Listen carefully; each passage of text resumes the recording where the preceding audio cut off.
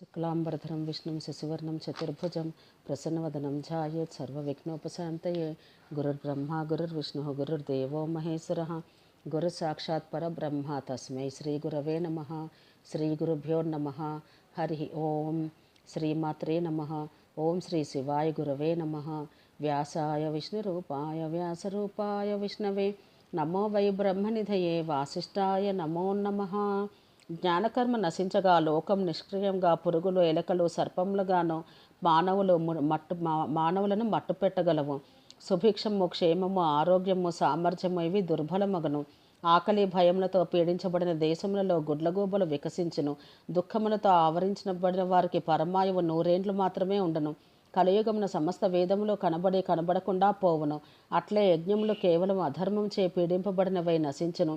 కాపాలికులు కాషాయ వస్త్రములు ధరించి గ్రంథములు లేనివారగదురు. వేదబాహ్యులైన ఇతరులు వర్ణాశ్రమములకు శత్రువులగదురు.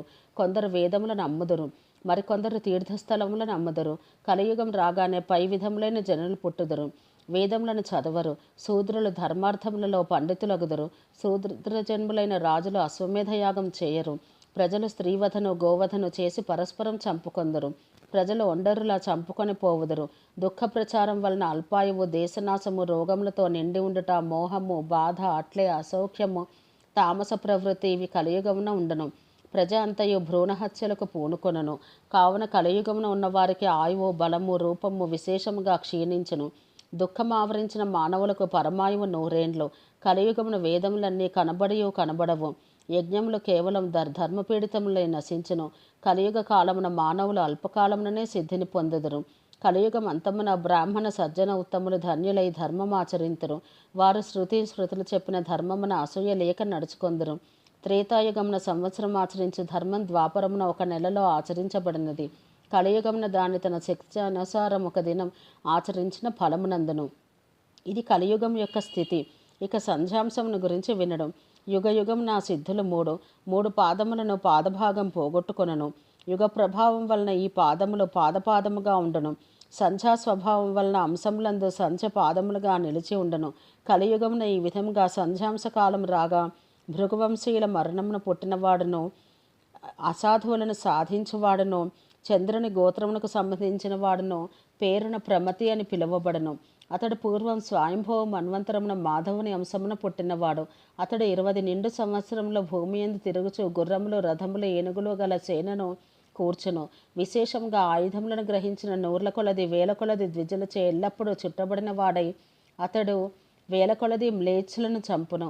ఆ ప్రభు అంతటా ఉండువాడై శూద్రజన్ములైన ఆ రాజులను చంపి తర్వాత వేదబాహ్యులను అందరినీ తుదముట్టించును. మిక్కిలి ధార్మికులు కాని వారిని కూడా అతడు చంపును. వర్ణ వ్యత్యాసం వలన పుట్టిన వారిని అనుసరించి జీవించే వారిని అంతటా చంపివేయును.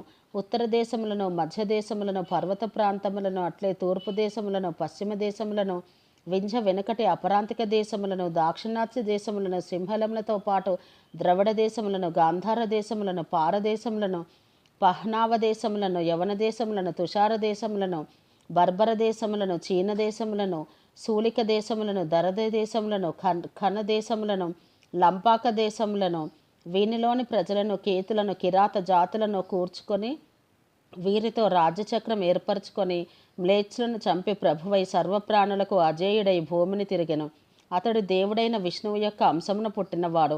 పూర్వజన్మ విధులను తెలిసిన వారిచే వీర్యవంతుడైన ప్రమతి అనియు చంద్రవంశజుడైన ప్రభువు అనియు పిలువబడెను. 32 ఏండ్ల అభ్యుదయ వర్షం ప్రారంభం కాగా 20 ఏండ్లు సర్వప్రాణులను 1000 కొలది మానవులను చంపుచు తన రూఢమైన కర్మచే భూమిని తన పరాక్రమం మాత్రమే మిగిలిన దానిగా చేసెను. పరస్పర నిమిత్తకమైన ఆకస్మిక కోపం చేతను సామాన్యముగాన ధార్మికులైన నీచులకు శూద్రులను వశం చేసుకొనెను. తర్వాత గంగా యమునల మధ్యమున గల తన సేవకులతో కూడి నిష్టను పొందెను. అంత సమస్త రాజులను 1000 కొలది మ్లేచ్ఛులను పెరికివైచి సత్యసైనికుడైన ఆ అమాచుడు గడిచిపోయెను. అచట కలియుగమున సంధ్యాంశకాలం రాగా ఇచ్చటిచట ప్రజలు అల్పావశిష్టులైరి.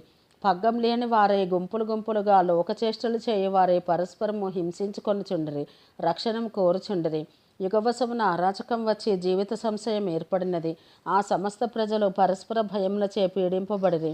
వారు భార్యలను ఇండ్లను వదిలి వ్యాకులులై అలసిపోయిరి. తమ ప్రాణములను చూచుకొనుచో మిక్కిలి దుఃఖితులై చేటును పొందిరి. శృతి స్మృతులు చెప్పిన ధర్మం నశించినది. అప్పుడు మర్యాద, పిలుపు, స్నేహం, సిగ్గు ఇవి ఏవీ లేని వారేరి. భార్యాపుత్రులను వదిలి దుఃఖంతో కలత చెందిన ఇంద్రియములు కలవారేరి. వర్షం లేమిచే చచ్చిరి. జీవన వృత్తులు వదిలి దుఃఖితులైరి. తమ పల్లెలను వదిలి సమీపంలోని నగరదేశములను సేవించిరి. అప్పుడు జనులు నదులను, సముద్రములను, బావులను, పర్వతములను చేరిరి. మిక్కలి దుఃఖించిన వారే మధుమాంసములతోనూ మూల ఫలములతోనూ జీవించుచుండిరి. నారచీరలను, చర్మములను ధరించిరి. వారికి ఆకులు కూడా లభించలేదు.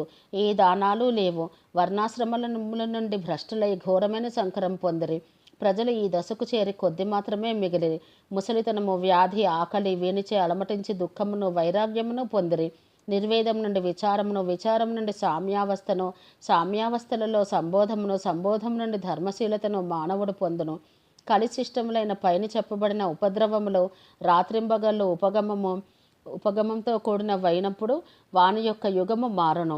వానికి నిర్వేద, విచారణ, సామ్య, సంబోధ, ధర్మశీలత, ఉపగమము. 7వదిగా చిత్త సమ్మోహనమును గురించి రాబో అర్థం యొక్క బలం వలన తర్వాత కృతయుగం ఏర్పడను. తర్వాత మరల కృతయుగం ప్రవర్తిల్లగానే కలియుగమును మిగిలిన వారు కృతయుగపు వారుగా ప్రజలు పుట్టిరి. ఇచ్చట సిద్ధులుగా ఉన్నవారు చక్కగా కనబడి తిరుగుచుండిరి. ఆ సప్తర్షులు కూడా అచట చక్కగా నివసించి ఉండిరి. ఇచ్చట బీజప్రాయులుగా చెప్పబడిన బ్రాహ్మణ, క్షత్రియ, వైశ్యులు కలిలో పుట్టిన వారు అప్పుడు సమానముగా ఉండిరి. సప్తర్షులు వారి యొక్క ధర్మమును ఇతరుల విషయమును కూడా చెప్పుచుండిరి. వర్ణాశ్రమాచారయుక్తుడు శ్రౌతుడు అనియు స్మార్తుడు అనియు 2 విధములు. తర్వాత కృతయుగమున ఈ క్రియావంతుల్లో ప్రజలు ఉండిరి. శ్రౌత స్మార్త క్రియలు కృతములైనందున కృతయుగమున పేరు వచ్చినది. కృతయుగపు వారికి శ్రౌతము, స్మార్తము అయిన ధర్మము సప్తర్షులచే చెప్పబడినది. ప్రజలలో ఈ ధర్మమును వ్యవస్థాపించుటకై మునులు యుగాంతం వరకు మన్వంతరాధికారములలో ఉండిరి. ఈ లోకమున ఎండాకాలంలో కారు చిచ్చుతో భూమిపైన గడ్డి అంతయు తగలబడిపోవును. మరల వర్షాకాలమున మొదట ఆ కాలిన గడ్డి మూలముననే కొత్త గడ్డి మొలకలు పుట్టును.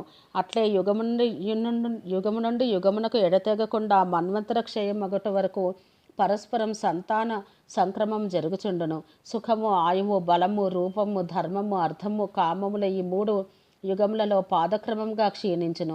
యుగముల యొక్క ధర్మసిద్ధులు సంధ్యంసలలో క్షీణించును. ఓ ద్విజులారా, ఈ విధమైనది ప్రతిసంధి విధానము. పై చెప్పిన లక్షణములతోనే 4 యుగముల అన్నింటి యొక్క క్రమ నిర్మాణం ఈ 4 యుగముల ఆవృత్తి 1000 వరకు జరుగుచుండును. ఆ 1000 యుగములు బ్రహ్మకు ఒక పగలు. అట్టి మరొక 1000 యుగములు బ్రహ్మ యొక్క రాత్రి అనబడినది. ఇదియే సమస్త యుగములకు లక్షణము. ఈ 4 యుగముల 71 మార్లు తిరిగినచో మన్వంతరం అనబడును. 4 యుగములలో ఒకదాని యందు పూర్వం భిన్న విధముగా జరుగును. అట్లే అన్ని చతుర్యుగములలో కూడా వరుసగా ప్రతి యుగము జరుగును. ప్రతి సర్గమున భేదములు ఉత్పన్నమైన విధములనే 25 విధములు అంతకు తక్కువ కానీ ఎక్కువ కానీ లేవు. అట్లే కల్పయుగములతో కూడా సమాన లక్షణములు కలవి. సమస్త మన్వంతరములకు ఇదియే లక్షణం. అట్లే యుగ స్వభావం వలన పరివర్తనములు చాలా కాలం నుండే జరిగినవి. ఆ విధముగా జీవలోకము క్షయ అభివృద్ధులతో తిరుగుచూ ఉండును అని ఈ విధంగా సంగ్రహంగా ఇచ్చట మన్వంతరములలో భూత భవిష్యత్ యుగముల లక్షణం తెలియజేయబడినది. ఆ విధంగానే విజ్ఞాని భవిష్యత్ యుగముల విషయమై తర్కించవలను. సమస్త మన్వంతరములలోనూ భూత భవిష్యత్ యుగములను గురించి ఊహించవలను. ప్రతి కల్పములను ఒక మన్వంతరంతో సమస్త మన్వంతరంలో వివరించబడినట్టు తెలియవలను. నామరూపములతో అందరూ ఈ యుగ అభిమానులగుదురు. ఇచ్చట 8 విధములైన దేవతలు, మన్వంతరాధిపులు, ప్రయోజనములతో ఋషులు, మనవులు అందరూ సమానులే. యుగ యుగమున వర్ణాశ్రముల విభాగము.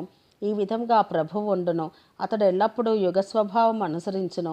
ఇట్లో ఆనుషంగం చెప్పబడినది. ఇచ్చట అనుపూర్వితో విస్తరముగా యుగములలోని స్థితిని చెప్పెదను. సృష్టి సర్గమున వినుడు. ఓం సహనావవతు సహనౌ భునత్తు సహ వీర్యం కరవావహై తేజస్వినావధీతమస్తు మా విద్విషావహై. ఓం శాంతి శాంతి శాంతి.